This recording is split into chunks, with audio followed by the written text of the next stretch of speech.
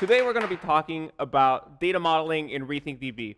Before we start, who here has experience with SQL databases, MySQL, Postgres? Okay, cool. Who here has experience with, like, for example, Mongo or a NoSQL document store? Okay, so pretty much cool. So a common question that comes up when you're using a NoSQL database, like for example RethinkDB, is how do I model my data, right?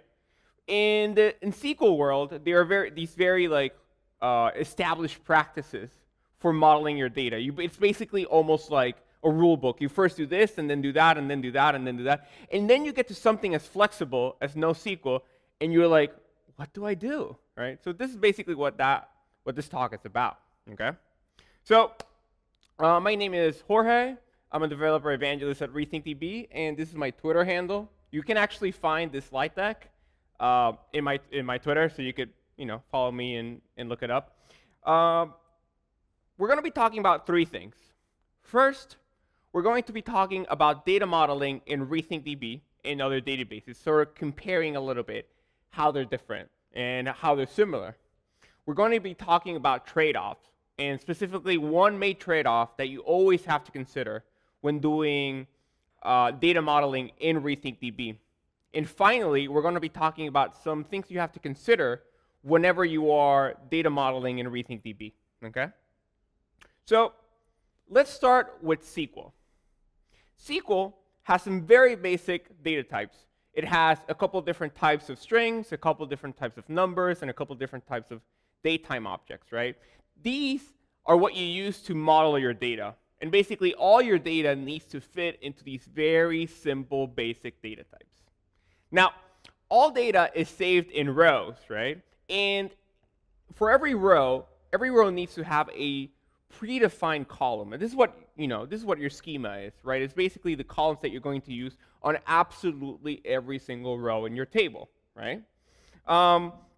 Then, whenever you have more complex data with more complex relationship with things like nesting and children and all these things, that's when you bring in relations, right? That's when you have foreign keys that point to other rows in other tables, right?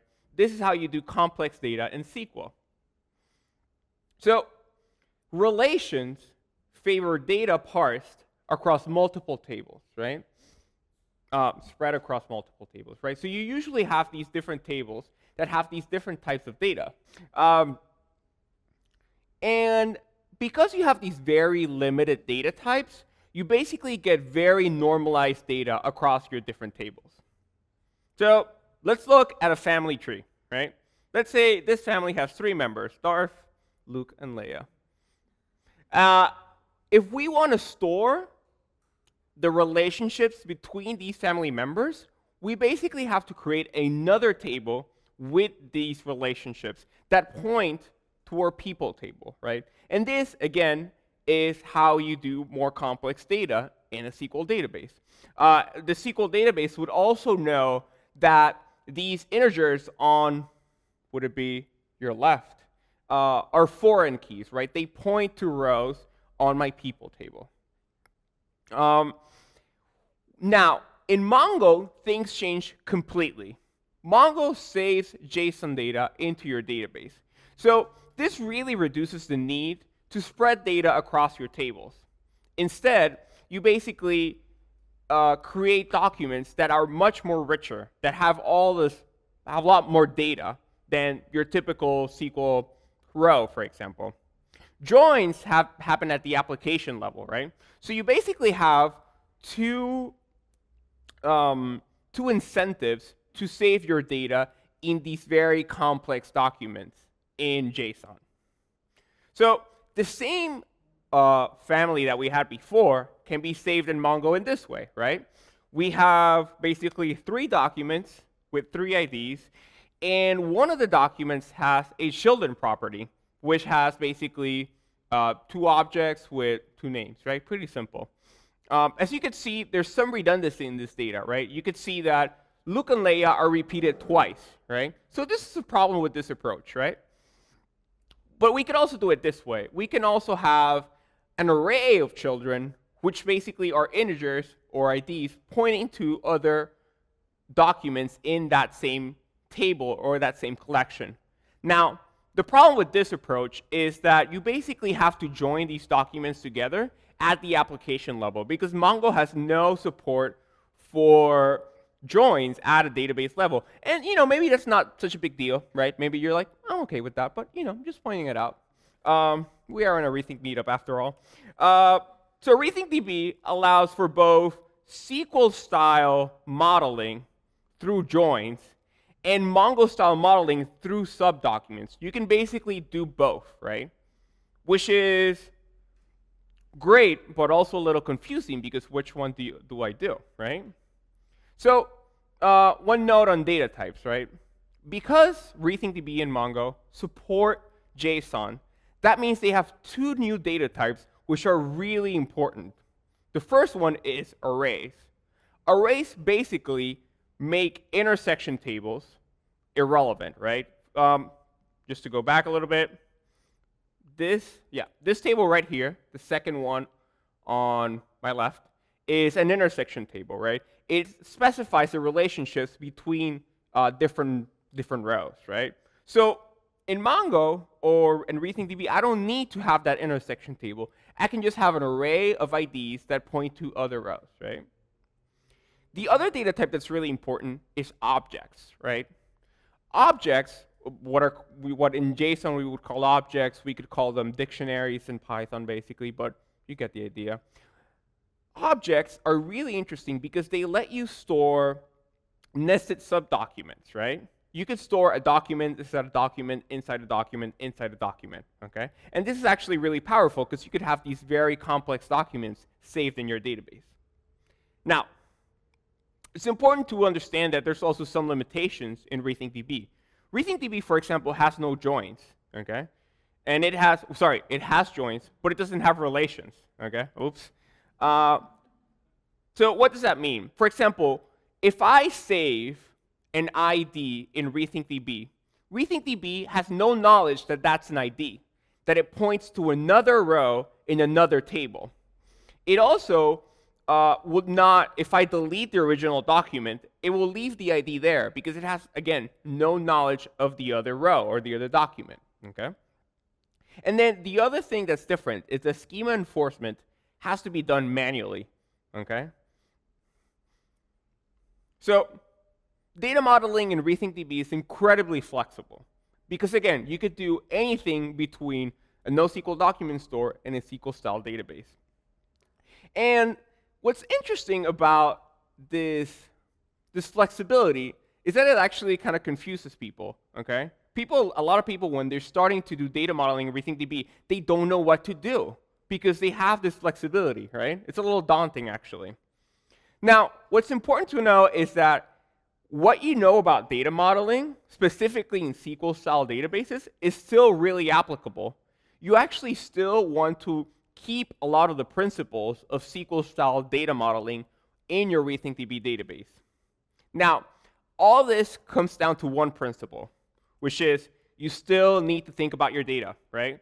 People think that because a NoSQL document store can just store any JSON, that they should throw everything at it, They should be like, oh, I'm just going to save this, I'm just going to save that, I'm just going to do this other different thing. But no, you actually have to be equally disciplined about your data. You still need to think about how am I using this data, how am I querying this data, what is the most logical way to model this data. So let's talk about trade-offs. RethinkDB, when you're modeling data in RethinkDB, you're going to be thinking about one main trade-off that is always present. And that is really simple. Do I store this related piece of data as a subdocument, basically inside another document, or do I save it in a different table, okay? One is how you would do it in most document stores, and one is how you would do it in SQL, right? The answer is that it really depends on your use case, right? Different use cases would have different ways of approaching this, okay? So let's talk about some of the things that you need to consider whenever you're, thinking about this trade-off, okay? So considerations. how do I decide what to do? How do I decide whether I want to save this as a subdocument or whether I want to save this in another table? So the format and structure of your data is not the only thing you need to consider. You also need to consider performance, okay? And you also need to consider how you're interacting with that data. RethinkDB's flexibility allows to optimize for ease of use or for performance, okay? So let's see 3 considerations. Let's see 3 things that you have to think about whenever you're structuring your data. First one, structure of your data. Second, joins in a query. And third, atomic updates. There are many more considerations. There's like maybe at least like 6 or 7 that I can come up with like immediately. But these are the ones we want to just focus on right now. So first one, structure of your data. Models should still be simple, faithful, and avoid redundancy. This is something that SQL gets right. You still should avoid redundancy in your data, and it should still be simple, right? Data should still be normalized and should still follow the 3 normal forms that you're already accustomed to in SQL databases. Now, you can break this rule, right? This is what we call denormalization, when you have data that is redundant. And this could be done for optimization purposes. But you should never optimize prematurely, pretty popular computer science principle, right? So, second principle, second consideration that you should think about when modeling your data. Joins in query. So how you read your data is important. If you always read your data in conjunction, you just store data in the same document. That means if you have 2 pieces of data that you're always reading at the same time whenever you're using that data, you should just store it together, because why not? If you read that data separately, you should just keep it in different tables, because it will be more performant. Let's take a look at an example.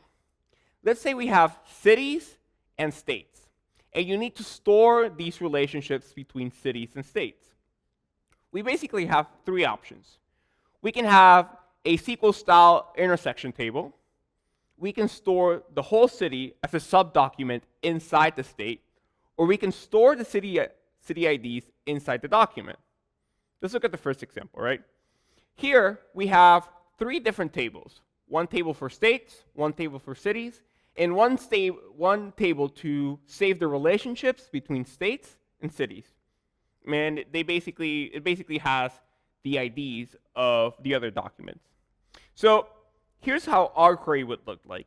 You see that the first query to get all the cities in a specific state it's a little long. We basically have to do like 2 joins, right? Because we first have to access the intersection table, and then from the intersection table, we have to access the cities table based on the IDs that we get, right?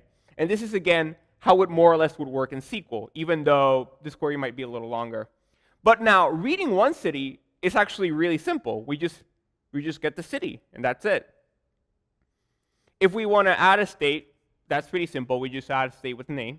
And if we want to add a city, we insert it into the cities table and then insert it into the intersection table. Let's take a look at another example. Here, we're storing all the data in one document. So a state will have a cities property, which would have all the cities in that state. Now, getting a state with all its cities is really simple. We just get the state, right? So if you, for example, every time you query your cities, you're also querying your state, you might as well do it this way, because you're always going to get the data that you want, and you're only reading one document, which is really fast. Now, if you want to get a specific city, then the operation becomes a little more complicated, because we have to get the states, and then we filter by the name of the city, and then we have to basically map in order to get the city that we want, right? Again, it's not that much, but it is a little bit more cumbersome, right? If we want to add cities or add states, these are actually pretty simple. We basically just insert something into the states table and make sure that it has a cities array. Or if we want to add a city, we get the state and then we update its cities property. Now let's take a look at the final example. This is a kind of hybrid, right? Here, we have a cities property that has an array of IDs. And those IDs basically point to our cities table. So this is really good if you, for example, still want to keep the data separate, but are still doing a lot of joins in between, right? And it's actually probably more efficient than just having an intersection table. And now you can see here that if we want to get a state with its cities, this is a little simpler. We just get the state and we just add the cities through its cities properties, right? We just map it into the documents that we want. We can also just simply get a city, and actually adding state and adding a city is pretty simple operation. This is normally the approach that I would recommend, right? This is a nice in between keeping your data separate and but also using arrays to avoid that intersection table, right? But again, this depends. Like maybe you have a use case where you just always like need your cities to be inside your state, and that's perfectly fine. What's important is that you understand how you're querying your data and how you're using it, and you design your database accordingly, right? Just quick note, you can use indices for a lot of these operations. Indices are really useful when it comes to like doing this type of stuff because it makes it quick and it makes it like just more elegant to query. Let's take a look at our third consideration, which is atomic updates. Because the RethinkDB is a distributed database, atomic updates can only be guaranteed on a per document basis. What does that even mean? For example, in an atomic query, in an atomic database, if my database is atomic, and I have a query, and my query does operations in multiple tables, the whole query will either fail or succeed, right? So I can make sure that in my whole the whole query, I won't get half the query to succeed, right? And that's actually really desirable, right? Because you don't want to like go back and reverse the things that you did, okay? But now what happens? This is very hard to distribute. It's not very performant to actually make a distributed database atomic, right? Because you might have, for example, one node in the United States, and you might have one node in your cluster in China, and then making sure that that operation is atomic on these two nodes is actually very hard. So instead, we guarantee that a operation on a document is atomic. Now, what does this mean? It means that if you actually need atomic updates, you must keep everything in one document, okay? Let's take a look at an example. Let's say we have an orders table with an order ID and an array of products, right? Every order has an ID, it has the products that are in that order, and it has an order total.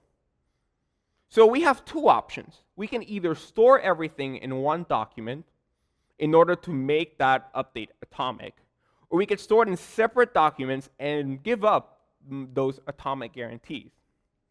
So how would this work? For example, in this query, I have my orders table. I get my order, and then I update my products array by appending the product into that array, and then I recalculate my total price. My microphone again. This query is atomic. It will either fail or succeed. But now, if, for example, we have this other operation where we split these two things into two different tables, an orders table and an orders products table, right? Here, we would get an order, and we would update the total amount. And after doing that, we would then go and insert that relationship between an order and a product in a different table. Now, the problem with this query is that it might happen that this part might succeed. It might actually update our total amount correctly. But then this part might fail. So we would have a total amount in our orders that is actually incorrect. Okay? This is just something you have to consider whenever you're modeling your data. And again, it all comes down to that principle. I'm actually going to skip. You have to think about your data, right? It all depends on what you are doing, okay? And, well, just to go back. Summary. Yeah, oops. Data modeling and RethinkDB is incredibly flexible. And I think this is really a good thing, right? It makes app development a lot faster, right? And the main trade-off that you always have to consider when modeling your data in RethinkDB is, do I store this in a subdocument or do I join it to another table? Then, how you model your data will heavily depend on how you interact with the database. It's not only about the logical structure of your data, it's also about how you're actually interacting with that data. What data are you querying? How are you querying it? Are you doing complex queries? Does it need to be atomic? These are things you have to think about in order to have the best way to model your data. And again, I'm going to say it again, you have to think about your data. And with that, I'll just take questions.